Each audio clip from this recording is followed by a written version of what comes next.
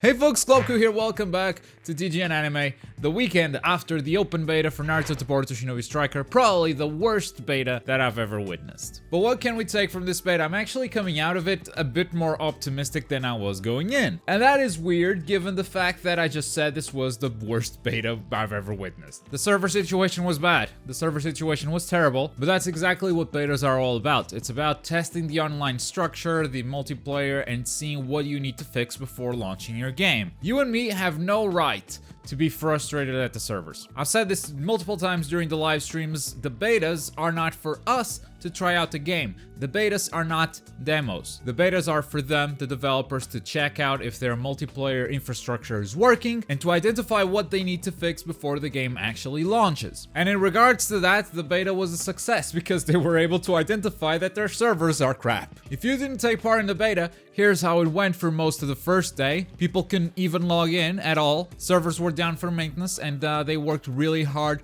to identify the issues. In fact, let me pull a tweet for you guys. To all the players of Naruto Boruto Shinobi Striker, the team worked hard all night long to identify the issues on the server and managed to fix most of them. We are very sorry for this very long maintenance and confirm it is now over. Thank you for your patience. So they released this at the end of the first day as we were entering the second day of the open beta. And no, things were not fixed. The login servers were okay. People could mostly log into the lobbies now, but the matchmaking was still bad. Every time someone joined the room and people started joining that room, it would never fill up to 8 players. By the time it almost filled up to 8 players, the room would become empty again. As a result, most people didn't get to play. I was one of them. I got 0 matches in, but thankfully, some folks have sent me some footage to look over, which allowed me to analyze some of the issues that I had within the closed beta and see if they were fixed or not. So special shout out to the TGN Anime sponsor, Almost Oliver Productions, for sending me this footage, and also the former sponsor, Clementine, who, hey, yes, former sponsor, because if you become a sponsor and at some point you just can't do it anymore, that's fine. Be like a Clementine, cancel your sponsorship, there's no strings attached. So big shout out to these guys for sending me over the footage. That allowed me to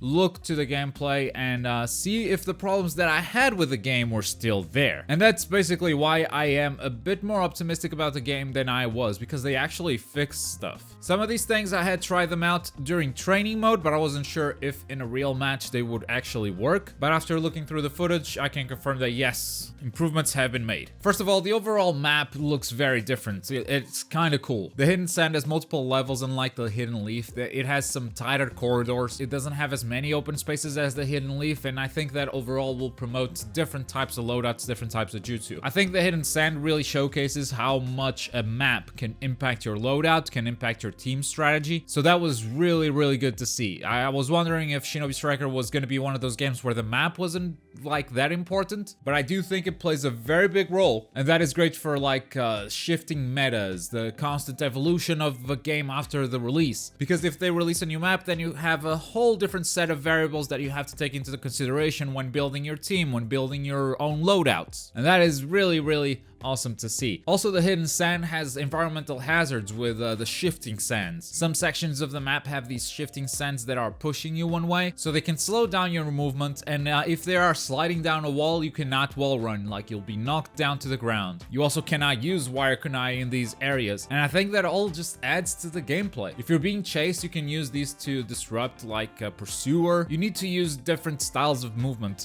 when faced with these environmental hazards, and I can't wait to see what else they have in future maps. And also, one of the big issues that I had in the closed beta was the tracking of the jutsu. Specifically, that the tracking was too aggressive. For those who don't know what I'm talking about, back in the closed beta, whenever you would use like a Haikiri, a Shidori, a Rasengan, whatever, if there was an enemy close to you, your character would always try to hit that enemy, even if you weren't looking at that enemy, even if you were trying to look at the opposite direction, if you were trying to run away from them by using a jutsu. We've talked about this in the past, using jutsu as mobility options. Well, in the closed beta, it wasn't really possible if there was an enemy close to you. In this beta, that has been completely fixed. I have zero issues with how it works. I tested this a lot during training mode with the NPC targets that showed up, but then looking at the footage from Almost Oliver and Clementine, I can confirm that it does not track the enemy unless you are locked on or you are pointing towards them with the left stick. And that's really how it should work. The enemy could be right behind you, but if you're pointing in the different direction and hitting the ninjutsu button, then you'll soar away from them. And this gives jutsu not only the ability of being used in combat, but also as being used for mobility's sake, which in game modes like Capture the Flag will be essential. I'm really happy to see that that has been fixed. That was one of my biggest issues with the game, the fact that it was trying to assist you way too much. I really think the point that it is in the beta right now, it is spot on. Good work fixing that. Now, there are some other issues that the game hasn't fixed yet. For instance, you can still lock on through walls and from a really long distance, which makes abilities like the Byakugan, which allow you to see enemies through walls, a bit useless, because you can see them anyway with a lock-on reticle. I really do think that's something that needs to be addressed. Even if the Byakugan was not in the game, using line of sight to break a lock-on is just standard practice, and I think yeah, this game could probably use that. You're a ninja, goddammit, you should be able to use stealth. And the way the game currently is built, you cannot, because all they have to do is press the lock-on button, and if you're anywhere near, hey, there you are. It's like a super-powered radar that detects every ninja around you. And perhaps worst of all, the servers are still bad. And I don't mean the login servers or the matchmaking or anything of the sort. Once you get into the match, it is still a flip of the coin whether you'll get a good server or a bad server. When you use the wire kunai, your character shouldn't stutter against the wall. You should be absolutely sure that once you use the wire kunai, your character is gonna stick to that wall. He's gonna start wall running. That's how it works when there's no lag. In Shinobi Striker though, like, you don't know whether you're gonna get a good server or not, and you'll see a lot of janky movement like this. This is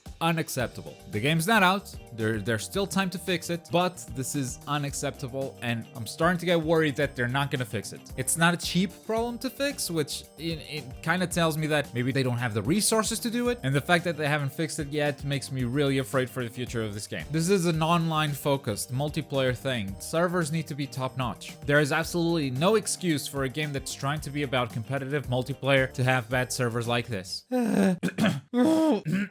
So yeah, they're fixing some stuff, but the big issue, the bad servers, or the coin flip rather, you don't always get bad servers. The coin flip aspect of it, the fact that you queue for matchmaking and you don't know if you're gonna get the good one or the bad one, heads or tails. We'll see if we get a good match. That is this game's problem that bothers me the most. So I am slightly more optimistic because it sounds like they're listening to feedback, they're improving stuff that was criticized in the past. At the same time, the big issue, the biggest issue, still not fixed. And I want to end this video by saying thank you to the developers. According to the tweet that we read, I mean, it looks like they worked overnight. They went overtime to fix this issue with the open beta. Sure, they weren't able to do it, and the tweet kind of says they were. Lying is bad, guys. Bad for your image. But we're talking about a group of developers putting in the extra time to fix an issue on an open beta, outside their usual schedule. And to try your hardest and, you know, not be able to figure out right away what the issue was, and taking so much time to fix it. That caused like this huge negative reaction online, and seeing that must have been, you know, heartbreaking. So I just want to say thank you very much for your hard work. I hope you guys can figure out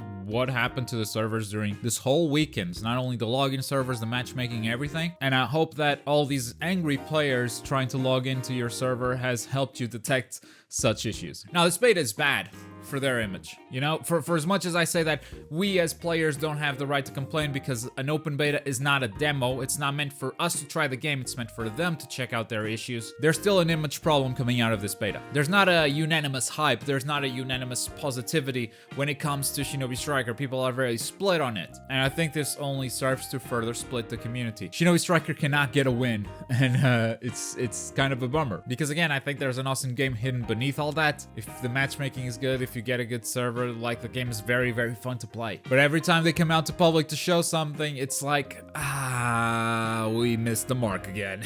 And it has happened a lot, and it just keeps happening, so it's hard to defend this game. I get it, they haven't been great at showing updates for the game itself, and they haven't been, you know, very successful with the stuff they've shown so far. But somehow, I am still kind of optimistic. I hope they can pull it off. that's the best I can say right now. Best of luck, guys. But those are my thoughts. Let me know what you think of Naruto Shinobi Striker in the comments down below. Did you have a chance to try out the open beta? Did you get a match? I know I didn't. We've been talking about loadouts a lot lately on the channel, and the last video we made on the subject was the ultimate heal type loadout. We go into the heal types abilities and their playstyles. You can check that video right here. If you're in the mood for something else, there's also the video at the bottom, but as always, thank you very much for watching. My name is Globku, and I'll see you guys next time. Bye!